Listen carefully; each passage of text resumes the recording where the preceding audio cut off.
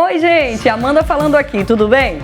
Eu tenho um canal de Telegram chamado Respeita a Polícia. Lá eu envio conteúdos regulares e exclusivos para vocês. Principais disciplinas que caem nos concursos de carreiras policiais, métodos eficientes de estudo, cronograma de revisões, curiosidades do universo criminal e muito, muito mais. Para você fazer parte desse canal, não tem mistério. Na legenda desse vídeo tem um link. Você clica, acessa e pronto! Sem mistério, já faz parte do canal Respeita a Polícia. Uma vez lá dentro, você vai receber vários conteúdos exclusivos, entre áudios, textos, escritos, vídeos e um monte de coisa. Tudo pensado pela sua perita favorita, especialmente para vocês. Vamos nessa? Clica no link e acesse meu canal Respeita a Polícia no Telegram.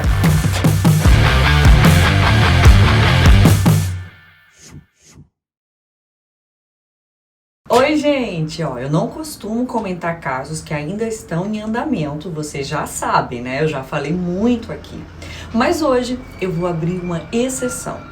E eu farei isso porque a Associação Brasileira de Criminalística, a ABC, a entidade que representa os peritos oficiais, recentemente se pronunciou sobre o caso e por isso eu me senti confortável para abordar com vocês. O que irei tratar aqui vai se restringir ao que já foi oficialmente veiculado. E eu faço questão de sempre deixar claro, vou me abster de opinião pessoal, tá bom? Aí você deve estar se perguntando, que caso é esse, Amanda? É o caso João Pedro. Já ouviram falar? Se não ouviu, sem problema nenhum. Eu vou te esclarecer agora. Vamos lá então? João Pedro Matos Pinto, um adolescente de apenas 14 anos de idade, foi morto a tiros dentro de casa no complexo de favelas do Salgueiro, em São Gonçalo, na região metropolitana do Rio de Janeiro, durante uma operação contra o tráfico de drogas das polícias civil e federal no dia 18 de maio deste ano, bem recente. As polícias civil e federal faziam uma operação no local para cumprir 2 mandatos de prisão. Parentes e amigos de João Pedro, que estavam presentes no momento de sua morte, dizem que agentes entraram na casa atirando e atingiram o menino. Já a versão da polícia é de que houve confronto e nele o menino foi atingido. Bom, logo depois ele foi levado até um helicóptero para ser socorrido. E a família, sem mais notícias dele, passou a procurar nos hospitais da região. Seu corpo só foi localizado na manhã seguinte. Estava no Instituto Médico Legal, o IML, de São Gonçalo. João Pedro estava morto. Em nota, a Polícia Civil disse que, abre aspas, durante a ação, seguranças dos traficantes tentaram fugir pulando o muro de uma casa. Eles dispararam contra os policiais e arremessaram granadas na direção dos agentes. No local foram apreendidas granadas e uma pistola, fecha aspas. O que diz a polícia foi isso. A nota ainda acrescentou que a Delegacia de Homicídios de Niterói, São Gonçalo e Itaboraí instaurou inquérito para apurar essa morte. A Polícia Federal disse que reitera o que afirmou a Polícia Civil. Já a Polícia Militar declarou ter dado apoio aéreo à operação e não ter sido solicitada para realizar o socorro de pessoas feridas durante a ação. O laudo cadavérico de João Pedro indicou que ele foi atingido por um único tiro, que acertou suas costas na altura das costelas do lado direito. Foi recolhido do corpo da vítima um projétil de fuzil calibre .556. As armas de 3 policiais civis foram apreendidas e levadas para fazer um laudo de confronto balístico com o intuito de saber de qual arma saiu o tiro que matou o João Pedro. Agora vamos abordar a parte mais delicada desse assunto. Fato intrigante e bastante relevante é que a investigação do homicídio de João Pedro apresenta uma série de falhas em procedimentos que comprometeram a perícia. E especialmente por esse motivo, eu resolvi abordar o caso. Os erros, gente, incluem evidências obtidas, manuseadas e transportadas de forma totalmente errada. Também inclui falta de preservação da cena de crime, acesso dos investigados a provas do inquérito e falhas na própria perícia. A primeira falha ocorreu logo após João Pedro ser atingido pelo projétil e prejudicou a perícia na casa. O local não foi preservado e a cena do crime foi modificada. Mais especificamente, estojos foram retirados da casa. No laudo de local de crime, o perito responsável notou a discrepância entre as marcas de tiros na casa e os estojos recolhidos. Segundo ele, abre aspas, vou repetir o que ele disse, o número de estojos recolhidos à hora dos exames periciais em muito diverge dos impactos dos projéteis de arma de fogo observados por todo o cenário, fecha aspas.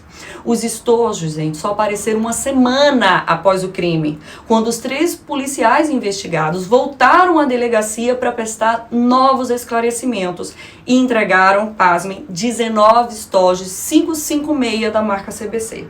As regras de documentação e controle das evidências, aquela famosa cadeia de custódia que volta e meia eu abordo com vocês aqui, também não foram respeitadas. O fuzil calibre 556 não foi entregue à perícia no dia do crime, mas somente uma semana depois, junto com os estojos. Vocês conseguem perceber que o desrespeito a essas regras básicas causa um prejuízo enorme à investigação e, consequentemente, ao processo penal? Os estojos no local de crime poderiam determinar a localização exata dos atiradores. Já a cadeia de custódia traz credibilidade à investigação. E hoje não há a menor garantia de que o fuzil apreendido estava de fato na cena do crime. Tem mais. Outro erro na investigação apontado por peritos é o acesso a provas do inquérito por um dos investigados. No dia do crime, o inspetor que mais fez disparos dentro daquela casa onde o menino foi atingido foi nomeado pelo delegado responsável pelo inquérito, o depositário de 3 granadas que os policiais afirmam ter encontrado no local.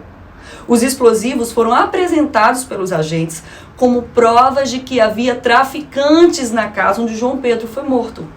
Meus caros, foi o próprio inspetor quem transportou os explosivos até a perícia. Vocês percebem a gravidade? Só para vocês entenderem na prática. No sistema de justiça norte-americano criminal, por exemplo, um suspeito ser responsável pelo transporte das provas invalidaria elas. O que acontece no Rio é que os policiais conhecem as regras da perícia, mas há uma negação ativa do protocolo, um desprezo total às normas. A perícia feita nas 3 granadas é contestada até dentro da própria Polícia Civil. O órgão que fez a análise dos explosivos foi o Esquadrão Antibombas, que integra a estrutura da unidade onde os investigados são lotados, gente. Quer mais absurdo que isso? Vou dar mais. Quem assina o laudo não são peritos oficiais, como estabelece o Código de Processo Penal, o artigo 159, que eu tanto falo para vocês, mas 2 inspetores. O Sindicato dos Peritos Oficiais do Rio criticou em nota esse procedimento. Segundo o sindicato, um exame pericial não se resume a responder à natureza do material, mas também quais os componentes utilizados. Quem pode tê-los manipulado, entre outras análises, gente, que são de competência de peritos oficiais, não de inspetores, não de agentes. Segundo peritos, o laudo que faz parte do inquérito se limita a descrever os explosivos. Apenas isso. Além de tudo isso, um mês após o homicídio, a família do jovem encontrou no quintal da casa 8 estojos de fuzil calibre 556, que não foram achados no dia do crime e não são citados no laudo de perícia do local. A Defensoria Pública, que representa a família do adolescente, enviou o material ao Ministério Público e solicitou a comparação balística dos estojos com as armas dos policiais. Agora, deixa eu trazer mais uma informação relevante para vocês, presta atenção. Atualmente, o Rio de Janeiro é o único estado do país em que a perícia não é dirigida por um perito. Lá os peritos são chefiados por um delegado. A perícia é subordinada à polícia civil. Ser subordinado por delegado é algo totalmente surreal. Aí lembram quando eu sempre tento mostrar para vocês a importância da independência da perícia? A necessidade de inclusão dela na Constituição Federal? Tá aí mais um exemplo prático. É preciso que nossos legisladores entendam que a autonomia da perícia é fundamental para as investigações imparciais e fundamental, sobretudo, para a elaboração de laudos independentes. Mas voltando aqui ao caso João Pedro, e ainda nessa temática, os defensores públicos que representam os parentes do adolescente defendem que, como os policiais civis são investigados pelo crime, o inquérito deve ser conduzido por um órgão independente, que não é o caso da perícia daquele estado, como eu falei para vocês. Por isso, os amigos de João Pedro que testemunharam o crime foram apresentados ao Grupo de Atuação Especializada em Segurança Pública do Ministério Público do Rio, que abriu um procedimento paralelo à investigação da Delegacia de Homicídios. A Defensoria também pediu ao Ministério Público que a Polícia Federal faça um novo confronto balístico entre o projétil encontrado, extraído do corpo do João Pedro, e as armas dos policiais. Gente, o primeiro exame, feito pela Polícia Civil, teve resultado inconclusivo. No mais, e para concluir, o delegado à frente das investigações diz que pedirá uma reprodução simulada dos fatos. Sobre esse tipo de perícia, já tem vídeo aqui no canal, tá, gente? É só vocês procurarem e aí já vão compreender o que é, para que serve, como essa perícia linda e complexa é realizada, tá? Dá uma procurada aqui que você vai ver, reprodução simulada dos fatos.